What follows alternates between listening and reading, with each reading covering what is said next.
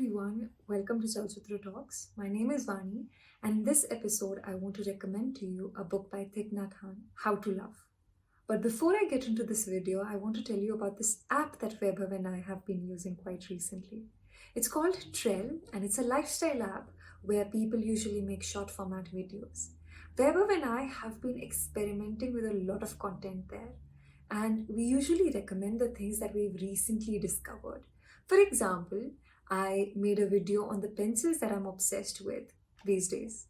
So do check us out on Trell and show us some love. Coming back to the book, today I want to recommend to you something that falls roughly under the category of spirituality.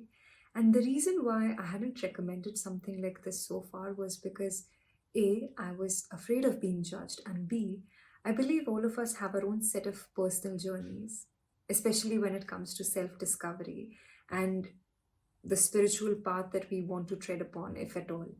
And therefore, no one can actually tell us what is the content that we should consume.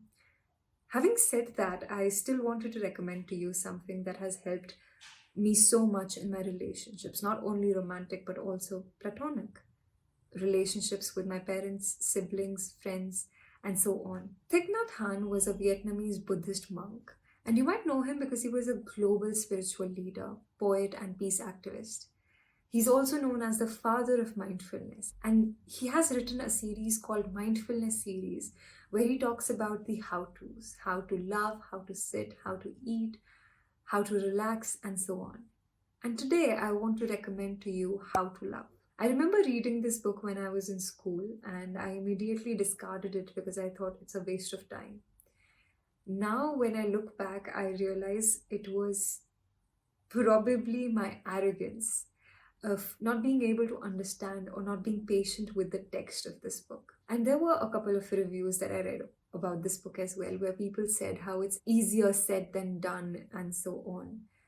But if you actually think about it, there are certain books that actually speak of very simple things which we never practice. And from those books, I like to take the ideas and actually start my process of practicing them. I think How to Love was one of them. And there might be things that you already know, but do you actually practice them is something that I would like to ask you. Throughout the book, you realize one thing, that understanding is another name of love. But one of the many reasons why I love this book is because it talks about our obsession with self and how, because of this obsession, we ruin the relationship for the other person. So if you're someone who's had a recent fallout, or if you've broken up with someone, or things are going haywire in your personal life, relax and perhaps pick up this book. Because I know that a lot of us fall apart into despair when things go wrong. And we blame ourselves or people around us. This book actually asks you to take a step back, pause, reflect, and give yourself the time to heal. And I think that is something that nobody tells us to do. There is a part in this book where he says, sometimes we feel empty and we feel this vacuum, a great lack of something. We don't know the cause, it's very vague, but that feeling of being empty inside is very strong. We expect and hope for something much better, so we'll feel less alone, less empty. The desire to understand ourselves and to understand life is a deep thirst. There's also the deep thirst to be loved and to love. We are ready to love and be loved. It's very natural. But because we feel empty, we try to find an object of our love. Sometimes we haven't had the time to understand ourselves, and yet we've already found the object of our love. When we realize that all our hopes and expectations, of course, can't be fulfilled by that person, we continue to feel empty. You want to find something, but you don't know what to search for. In everyone, there is a continuous desire and expectation. Deep inside, you still expect something better to happen. That is why you check your email many times a day. And I remember reading this bit and immediately leaving aside everything to reflect upon this paragraph, because there were two important things that he spoke of. And this is just one paragraph.